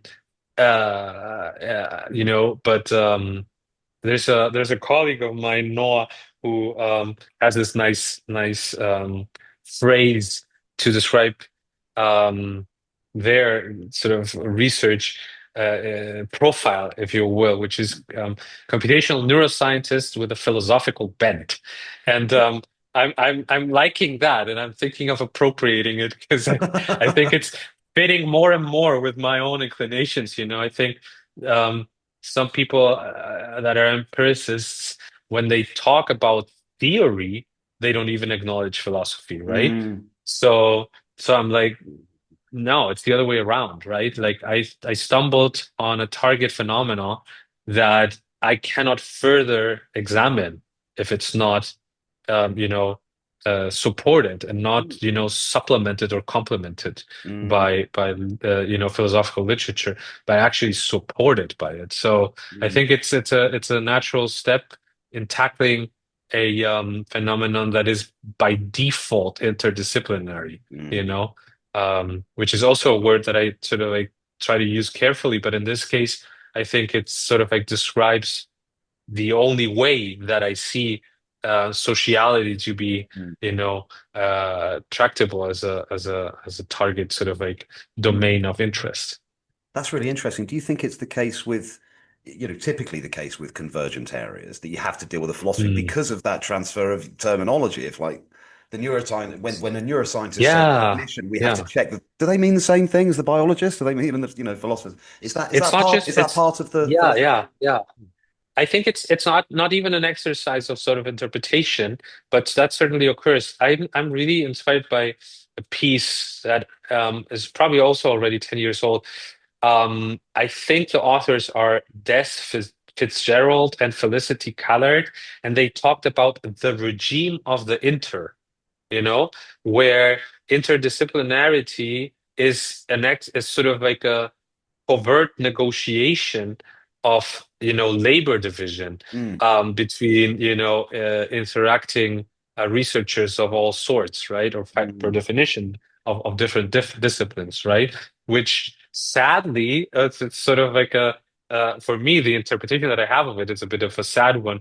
It's sort of like echoing back those memories from school where you would just, divide up the group project and then everybody did their parts and came mm, back on the delivery day and due date, and put it all together. There it is, and you got your mark. And I think sadly, because I think in some cases it might be true because you see so many takes that have just a little bit of philosophy interwoven, mm. just barely enough to have meaningful segues sort of between concepts. Yeah. Where I'm like, okay, I understand that this is an empirical piece and it's not meant as a deep reflection. Mm, It's a research article, but the phenomenon that you're describing requires a little bit more care. And I myself have a lot to learn there because I mentioned Merleau-Ponty and in general sort of like I think my academic sort of like life story has been imbued by more continental philosophy, um, and I want to learn sort of like that more straightforward language from the counterparts across the ocean, but because that I feel that would make it sort of like even easier to weave in into articles, right? But that being said, I think I can only reiterate that unfortunately, I think this sort of like covert negotiation that these authors have dubbed the regime of the inter is sadly still present, and maybe even more now that we have these tools to sort of like um, you know sort of give us these crutches in the form of readily available paragraphs that you can, throw into your manuscript, right? mm, Um, so I think the risk of unreflective, unreflected sort of like practices is growing on par with what you referred to as sort of like this democratization of knowledge, which I also agree with, right? But it's sort of the risk is growing at the same mm. rate, maybe, if not faster. Yeah, so you're saying that without visiting those kind of metaphysical assumptions, you're just living with those assumptions and they remain unaddressed, and then people could build on that, and eventually you've got a shanty town of ideas that if you then look at the foundation, say actually the whole thing might collapse here. Is it? Yeah, and Yeah. for to some extent, scaffolding is sort of like a natural exercise that we all do, right? Mm. There's no we cannot, remain what is it, paralytic by analysis, Mm. paralysis by analysis sort of like Yeah. it will kill you, of course, right? Cannot just constantly contemplate. Mm, Um, true. so and you certainly cannot contemplate all. So there's a cut, I think Barat says there's an agential cut, right? Um, to be made, right? But I feel like the bar of that cut is sort of like being lowered and lowered with in some cases of research. Yeah. Mm, that's fascinating. Do you know what? It's funny. The very first question I was going to ask you, Nico, I Mm. didn't ask you because I was going to ask how you got into this space in the first place. Oh, yeah. What's your background? Go back as far as school. What were your earliest questions, and are they what led you here, Mm. or have you put some of them on hold to do more practical science, or what's your journey Right, to right. get, if you don't mind me? But Also, yeah, Nico, what was the journey to sort of get into this field of study? And also, would you call yourself a psychologist? Um, no, I think that's the easier question. No. Um, I think I'm sort of more and more interested, and by now it's sort of like the same way that philosophy became a necessity, sort of to actively engage with it, Mm, to the point of like needing to actively engage with it, on a daily basis. I think psychology is sort of like the next step, also to make sense of the use, the target use that this method will have, right? It's mm, only so much that consulting with trustworthy partners will get you a mm, lot, right? But there's only so much that then I can account for in my own sort of like introspection without actually like getting into the matter at hand. Um, so yeah, I'm empiric in that sense. I need to mm, to take the book in my hand, maybe sit in as an observer, for some sessions. If not, it's very hard for me to sort of like make sense of it. That's mm. sort of like the I guess the empiric bias that I have. Yeah. Um, yeah, so I'm not a psychologist, but I'm definitely starting to navigate sort of like surrounding waters Mm, to it. Yeah, and yeah. the story of how I got to here, it's I think I like to think of it as sort of like somewhat accidental, but also in a way inevitable. Mm, Um, so maybe I think the inevitable part is sort of like more straightforward in the sense that if I go way back, you know, um, my parents were both sort of like practitioners of disciplines that are sort of like v- very like heavily focused, but also open. And mm. I think I inherited that from both. So my mom was a cello player, cello concert player, and my Wow. dad is theoretical physicist. Um, That's so lucky boy. I That's know, right? that's fantastic. Um, yeah, so that's sort of they're both retired now. But I think that sort of like imprinted on me this sort of like seeking spirit, right? But Mm, also this intrinsic sort of like discipline to just sit down with your matter at hand. Yeah. mm, So I think that sort of like balances each other out. mm, Um, and that's sort of like I think to sort of like explain the part that sort of like makes it seem to me as if this path was inevitable because mm, um, there's only so much that you can sort of like um, use that kind of drive for. You need the focus. Yeah, you could so is very useful for so many things. That's why I've mm, also been in the private sector, right? But the curiosity part, that sort of like well, and when maybe the time comes where I develop some sort of like software um, that's more than just a pipeline, processing pipeline. With this, then maybe I'll have to revisit this perfection, right? But for now, science has sort of like allowed the best playground for that curiosity. mm. And then, yeah, I guess the specific note into how I got to social neuroscience is that my undergrads were in physical anthropology, so that's biological anthropology, Right. right? So it's like the one that is evidence and matter. So you could go into forensics with that, or into archaeology, or into primate behavior, within which cognitive phenomena are sort of like a subset of. Mm, And I mm, remember vividly like this class by a teacher that I'm really fond of, um, that was on linguistic phenomena as mm, sort of like a window into cognitive processes. mm, And so that sort of like sparked the right, bulb in me, and I was like, okay, that's sort of I need to do that. It mm. seemed the most intuitive to navigate. Um, I also wasn't that happy with, the bone sorting of the forensics, or um, Your hands I didn't dirty. You have to like get your the hands dirty. exactly. You need to get up your couch. Uh, But no, that was all fun. It was a really good Yeah. primer and the system that is human anatomy and growth and development and Mm, ontogeny and evolution, etc.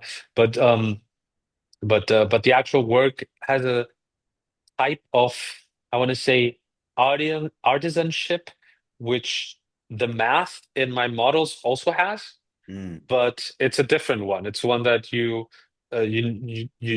literally use your hands for, mm. right? You are And crafting here, something. You're crafting something, you know. yeah. And that's a bit beyond me. I really Yeah. suck at stuck at pottery and stuff like But no, that. in a very real sense. I mean, we could get into a kind of conversation about sort of Platonic, sort of number. Are the numbers out there? Are we discovering? Are we Yeah, inventing? yeah, Stuff yeah, like that? But yeah, I think, yeah, for me, in a very real sense, you are crafting something when you're building a mathematical yeah, model. yeah, yeah, It's yeah. it's comparable to a bookcase or something. It's a structure that Absolutely. Yeah, deliver a yeah, yeah. structure. It's a way to relate to it. Like Yeah. Kirimuta calls it haptic realism. I think that might be sort of like confounding for people that work with haptic feedback, but Mm, I like the metaphor insofar as it really is like the grasping of your object of study, mm, right, with your hands, yeah. metaphorically so, but in this case also literally, you're right. So that was a bit beyond me. So I got into the whole cognitive side of things relating to human variability, right, and diversity via language, right, via neurolinguistics and psycholinguistics. So that was sort of like my way in, and then the social part also sort of like seemed so that's sort of what I call the accidental part, right? Mm, Because the cognitive part is a subset of anthropology that's not that well developed mm, within anthropology. Um, there was this great book, I can't remember the authors, but it's called Introduction to Neural Anthropology. It's also already maybe like 15 years old, but when I read it, I was like, whoa, okay, you could marry these disciplines.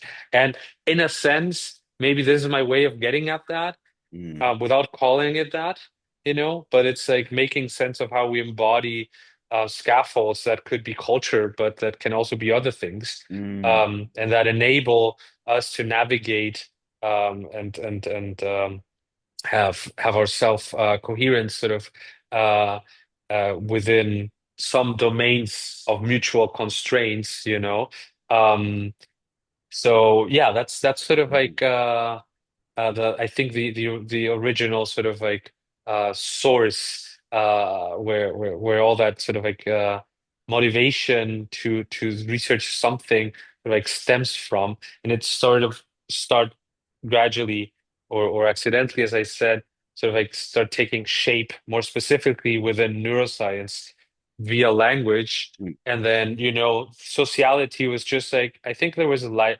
somewhat of, it wasn't a light bulb moment, it wasn't a eureka, but it was maybe the other way around. It was so uncathartic that it was like, this is the next step. It's so obvious that it's like, um, I won't even make a fuss out of it, mm, Um, that came from one of sort of like my mentors in that realm, right? When they said, but language is just another, manifestation of sociality, right? So, um, and she, this is Gesa Hartwigsen from the Max Planck Institute. She opens up some of her papers with somewhat of a similar, phrase, which is that, I would paraphrase it now as well, which is like somewhat along the lines of language is a key faculty of human cognition, something along those lines, right?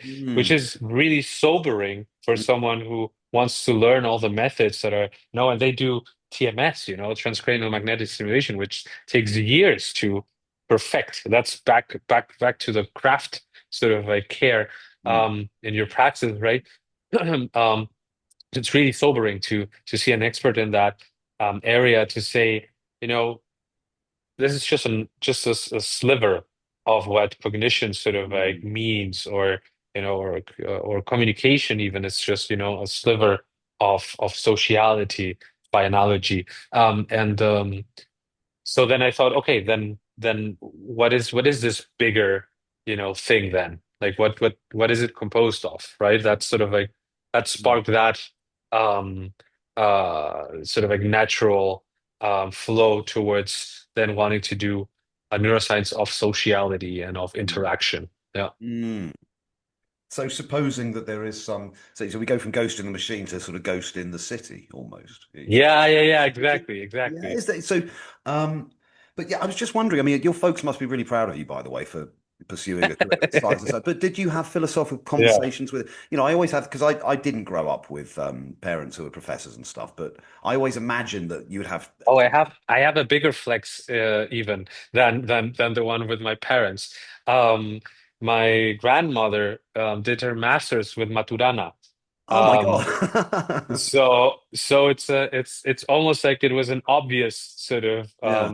thing, and you know I met her later on, but so of course this is just a romanticization of that sort of prior being in my household, but Mm, in a way, you know, it seems like the pieces were already there. That's why mm, what I refer to it as sort of inevitable, right? right. Um, in that I just needed sort of the right bumps in the right direction to Mm, do this. Yeah.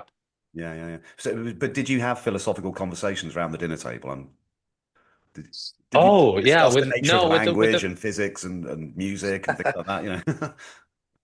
yeah, no, I think it was probably less sort of like uh culture than that. But it certainly went in that direction. I remember many conversations, where, maybe my dad was explaining some common phenomenon like refraction of light, you know, and then I would sort of like as kids, and maybe I kept that in me throughout the teenage years into young adulthood, Mm, this like recurring sort of like, but why, yeah. attitude, and in a sense that's sort of like starting taking the shape of, okay, but what does this entail, not this Mm, just crude but why of causality, but like mm, the infinite regress sort of, but an actual mm, sort of like, okay, what are you what are you composing as you explain what you're explaining mm, about this single phenomenon, and not just in the sort of like father-kid sort of like dynamics of being taught something, but the enactment of, mm. reproducing that knowledge, Yeah. of instantiating that knowledge, what is that is How old happening were you when you there? started getting interested in that question? I mean, that's such a deep question. So like most of us just Yeah, stop, no, just a most of us kid. just Yeah, stop on the yeah, shoreline of thinking, oh, what's a yeah. photon? And you're thinking, well, hang on, what's the cultural kind of sort of, Yeah, dynamics of the photon as well? You're coming at it from there. That's so deep. Wait, how yeah. old were you? How old were you when you started thinking like that? I mean, that reflection thing I remember was I was probably like 11 or Mm, so, but I think it was also a response to like even earlier sort of like things. And maybe I mm, have a sort of like more sort of like hand wavy example, but I remember vividly also like being like 7 or 8, and then, my father and his colleagues sort of like ranting about extraterrestrial beings, right? Just being a statistical probability, not a question of belief, right? It's more mm, of a question like how far away are they, not whether they exist or not, right? And yeah. so being confronted with info like that at that age, I think also triggered the need of greater frameworks that would serve to sort of like imbue some kind of coherence into reality, because the worldview was already a bit at risk Mm, by all that info at mm, that early of an age, right? So I mm, think it has all these components sort of like interwoven into mm, it, right? But and then again, what I said before with sort of like the unamenable, once your worldview is sort of like a bit at risk, then I think my tendency is then to, look through the what was it? Was it Foucault that said the grille? The sort of like um the shape of the episteme, that is sort of like put over the plaster that is the matter of this sort of social cultural sort of like um, augmented form of knowledge, right? Mm. And into a new shape, with sort of like sieve, you know. Mm. Um, Yeah. and I think That's beautiful. I think yeah, and I think through the sieve again, um, I try to tend to look for what's left, Mm. what sticks, or maybe in a more romantic way, what light can you still see through the sieve? Yeah, Mm. Oh, I love that. Yeah, that's a really good metaphor, isn't it? And I mean, I wonder, yeah, if I may ask. I mean, it sounds like you've read Wittgenstein. I mean, because I spoke to Ines Hipolito last year, sure. and we talked about language games and how it's almost the job of a philosopher or a philosophically minded person to actually sort through some of the assumptions built into our kind of, linguistic habits, if you like. And so Sure, sure. and she talked about how, scientists or even philosophers end up inside a bottle, like of a particular understanding. And the job is to Oh try yeah, and reel them out. I just thought it was quite funny. And I said, yeah, what, you mean yeah. scientists are trapped in bottles? Yeah, I know, and philosophers too. Well, all the genies. Yeah. Yeah, exactly. But Yeah. it's definitely a dotted line here, isn't there? It's about trying to take a I step. really like how she's a great communicator, Oh, is it? Yeah, a scientific communicator. Yeah, fantastic. Yeah, yeah. yeah. No, I know what you're getting at, and yes, certainly. I think there's a scaffolding that you sort of like canonically go through, that should sort of like and from this sort of like, I guess, Kantian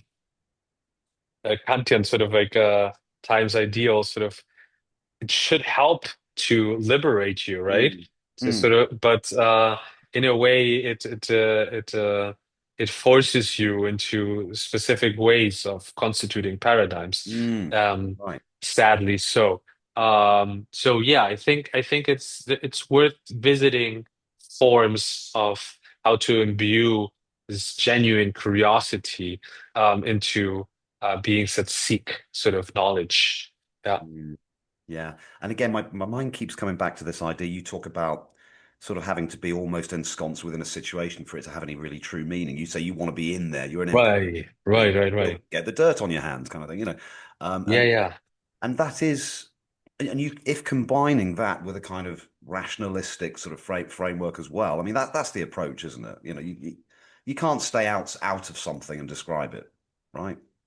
yeah, Um, yeah, and yeah, again, yeah. That's true. That's true. yeah, and it also seems to point towards the idea of, sort of embodied AI as well. It's like, well, they've got to be in the world, whereas LLMs at the moment are not in the world. They're just in Right. these multi-layered neural networks that generate statistical probabilistic outputs, right? But if they got hurt or something, I mean, it's hard to sort of actually formally describe this, but that's just really interesting because of course a long time science seemed to be about that removal. It's like let's withdraw ourselves from the world. And Absolutely. Yeah, yeah, the idea of a point observer in sort of Newtonian space that just doesn't exist. There is no observers aren't just in a single point. They have yeah. yeah, they No, have I totally opinions and they agree. could be Yeah. hungry or sad. And Yeah, so yeah. yeah, absolutely. And then because and then if you limit it to that, then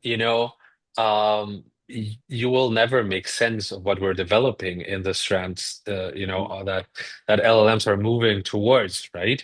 Because if you want, you can talk about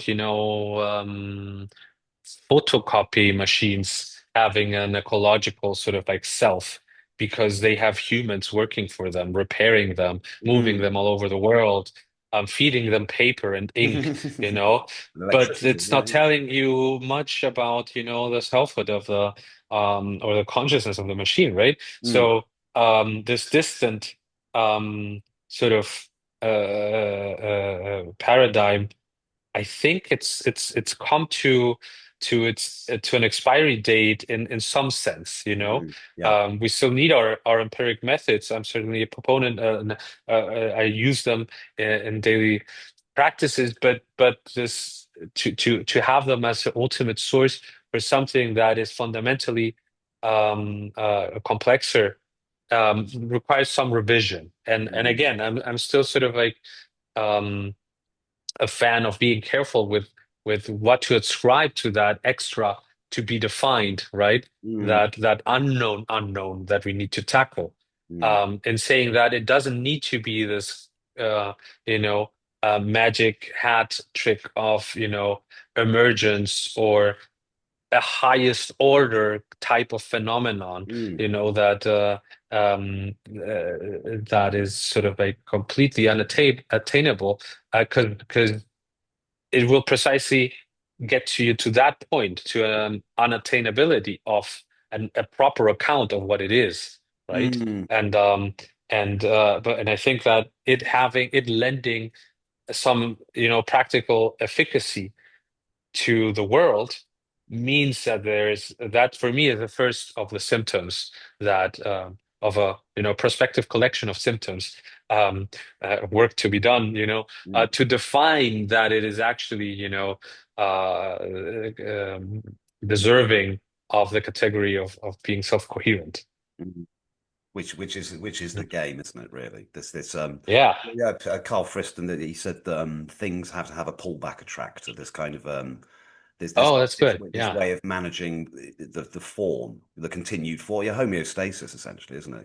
Yeah. Yeah. Yeah. That Yeah. applies in Exactly. everything. I mean, Levin's talked about who was it? William James said thoughts are Mm. thinkers, right? So even in Oh, even yeah. even within our own thoughts, there's this sense of competing agential sort of there's so when you look into mental health kind of uh, the context, you get people with unwanted thoughts. And there's a sense in which those thoughts are some kind of an agent that wants to self-perpetuate, wants to have a role in that theater. Then you go all the way into kind of dissociative identity disorder, which is a more Right. Yeah. crystallized version of that. But yeah, it's fascinating stuff, isn't it? This idea that we think Yeah. of ourselves as individuals that kind of move through space and kind of like a space-time meatloaf, if you like, right? Sorry, I've stolen that from Mike Levin again, but I just that doesn't I don't think that's really the case, is it? And Yeah. you get this sort of homunculus problem. You think, well, what is that continuing entity? And Levin suggests Yeah. it's another narrative essentially that just has a kind of connection with all of the other narratives. All of the stories Absolutely. Yeah. all of the stories I have Matt Gray in them. So so Right, right, that's the right, commonality. exactly. Yeah. And I think this is where the anthropology sort of like ties back in. I think, having seen all of these like great examples from, cognitive ethnography, where you have people where that in some cultures, I think it's Papua-New Guinea, I'm probably butchering that, but where they experience time flow not as Western cultures do, where we are the point zero of that axis, Wow. and sort of like future is, if you will, in front of us and the past behind us. But they have another entire point of reference, or Wow. space of reference, even where some mountain is the past. And I think the how do you call it when the river goes to the sea? I think that has a specific in Mouth. Germany. In German, it's Mündung. Yeah, Yeah, the the mouth mouth, mouth thing. right? Yeah, yeah. Oh yeah, yeah, perfect. Yeah. Um, so that's the past, I think, or the other way around. And so it's a geo sort of centered and sort of like self-centered orientation. So once you start seeing that humans are capable of having, an entire functioning culture around a completely Mm, different framework mm. for something as fundamental as time, Yeah, not even forget about language, yeah, time, yeah. then you're like, okay, then They experience so they ex what so it then do they experience time differently because of the cognitive sort of architecture that exists with that? absolutely, That's yeah, that's that's mass that's huge, and that's been empirically demonstrated. yeah. Oh man, That's you've got to link work that paper. by, That's so yeah, profound. Rafael Nunez is the Yeah. man behind that. But yeah, I'll definitely share some links on that. It's, and once you get to that, then you're like, active inference needs to Mm, get a hold on, some cognitive ethnographic fieldwork mm, and start sort of like modeling all of this. And that's what we're trying to do in the lab, right? With interaction, right? To mm, say we have a spectrum of affects, of mm, co-regulatory processes. With Mahault, we conceive the term temporal aiming also to precisely incorporate, the notion that these affects can be directed at your past with I don't know, remorse, for instance, or at the Guilt. Yeah, yeah. future with or guilt and hope, so we should model all of these considerations Mm, in a proper way, given that the variability is, way more complex than, mm, a simple and or even way more complex than a many to many mappings, mm, you can essentiate an entirely different culture on the basis of these fundamentals. mm, So when we're talking about, AGI, why aren't we mm. considering these kinds of questions, Mm. Yeah, yeah, yeah. Do we need some sort of top-down formal definition of what we're doing, or do we just allow that definition to be fluid and allow it to emerge? But some of this we talked about linguistics earlier as well. Do you think that same degree of plasticity probably exists around language, or was Chomsky right that there is in fact a universal grammar and that will always be the case? I mean, does it say anything about that? Yeah, no, that's an interesting topic. I think the domain of language itself is sort of, it's funny because it's an interface again, right? It's Mm, sort of like it really allows you to see superficially very meaningful ways in which your cognitive architecture is sort of like expressing itself. But at the same time, it's very hard to make sense of whether that is responding mm, to a more sort of like unifying underlying mechanism mm, that we can transport into other disciplines. But then again, mm, I'm biased because mm, I've had the privilege to work up close with people that specialize on one specific area of the brain, right? And mm, then it's very hard to translate that into anything, mm, um, let alone sort of like mm, bring that into field work mm. or math, right? So Yeah. I think it's a great window into cognition, as I was saying before, um, but I find it somewhat also sort of like somewhat not fundamental at times. Right, You right. know, Yeah. it seems like again, like it seems like the perfect circle at times Mm, of human manifestation, and um, and it might be just good enough for us, right? yeah. But Yeah. it's not really the most sophisticated tool, right? Right. Right. But I mean, I was thinking, I mean, even if it did turn out that there was something kind of axiomatic or a priori about language in the same sense in which we have regularities in maths and so on, it doesn't stop the plasticity of the kind of interpretation of language and the use of language. We talk about the Alaskans having more words for snow as a very bad example, but and then the fact that the Japanese say their sentences in a different order to the English and so on. Right, We say right, I'm going right. to the pub and they're saying to the pub I am going, and but so even if there were something axiomatic in the same way that there is with things like logic, I mean, presumably the human brain can't go against logic, right? So you can't say that's a white black swan, right? The plasticity has to have certain rational constraints, doesn't it? Right? And I'm just thinking that Interesting. some Yeah, some of those yeah. some of those Yeah. constraints might give us the kind of universal grammar because actually sentences are generally propositional, aren't you? You're saying something, you're saying all x's are y or some x's are y or y is an Yeah. a, do you know what I mean? So there seems to be some certain kind of inescapable logic about language Right, right, right, right, right. whatever culture you're from, you're going to share something axiomatic about language, and so That's it does. true. That's true. That should be revised more thoroughly. I know that there's some projects like that are larger scale that try to sort of like cross evolutionary considerations of language with like these deeper sort of like cognitive questions. Mm, So I think that and with neuroimaging, right? As yeah. well. So um that I think that's a an avenue that should receive more attention for sure. Mm, Yeah. mm. But I mean, for me, it seems there's going to be regularities within our sort of conscious experience of the world and the way we use language. In the same way, there's Yeah. regularities within nature, because again, there are Yeah. Yeah. Yeah. universal constraints. Um, Yeah. it just occurred to me, you're in Okinawa, aren't you? Yeah. Is it Andrew Gallimore's there, isn't he? The DMT researcher guy, Gallimore, the neuroscience. Oh. I haven't been up to date with sort of like psychedelics research, Right, yeah, yeah. so I I didn't know it's totally bother out. to I know look. it's totally outside of your area, but I just thought I'm just checking that is the case, isn't it? No, yeah, not Yeah. entirely because I've been meaning to sort of like mingle that more intimately, but that this doesn't ring a bell. Alec I Gallimore. think it's Gallimore, yeah. He's a sort of Hey, DMT researcher. Um, cool. Ah, yeah, I think I found him. Yeah, yeah, yeah, and I think he's in Okinawa. I was just wondering if you know him. Could you put in a word for me? Because I'd invite cool. him to an interview. Yeah, absolutely. He's a Ah, nice, see, easy yeah, cat because he's again, he's he's an extremely rigorous scientist dealing in an area that's sort of quite edgy, you know. so this is really funny. So he's collaborated with someone who I've been meaning to talk to anyhow. Oh, So yeah, sweet. I will talk to him and then put you in contact That'd be if awesome. Thanks, he's man. if he's here. Yeah, You mind a bit of absolutely. networking while we do this? And Andrew Gallimore, right? Yeah, yeah, yeah, There you go. Yeah, yeah, yeah. Okay, found him. yeah, yeah.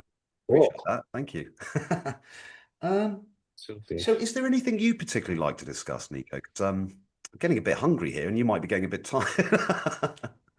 Yeah, yeah, yeah, we've been going at it for 2 hours already. Fantastic. I just That's realized flown by. I've really that's enjoyed that. great. It's flown by, but I'm actually really happy with what we've covered. I think you're a great person to speak to with like this broad interest, but then sort of like nailing it with how to relate them. So Thanks, I'm man. pretty satisfied with how we've covered um, even more of the terrain that I was hoping to cover. So that makes me feel, happily, like my knowledge was happily extracted from me. So thank you. I hope it was comfortable. But no, Yeah, absolutely. I'd I love really to appreciate touch the base feedback. sometime soon again. Yeah. Oh, absolutely. That means a lot to me. Thank you, because I do spend quite a bit of time trying to read into this, and it is quite mind Yeah. blowing. It is, you know, sometimes. Yeah. Yeah. Yeah, I've really enjoyed that conversation, Nico. Thank you. Yeah. Let's definitely touch base also on these like more applied mental health considerations. And yeah, I Yeah, also enjoyed the convo a lot. So hopefully um we touch base sooner than later. excellent. Thank you very much. I appreciate that, Nico, and have a great evening. Yeah, thank you. Enjoy your lunch, Take and care. I'll send you over those links. Fantastic. Speak again soon. Take care. Bye bye. Bye bye.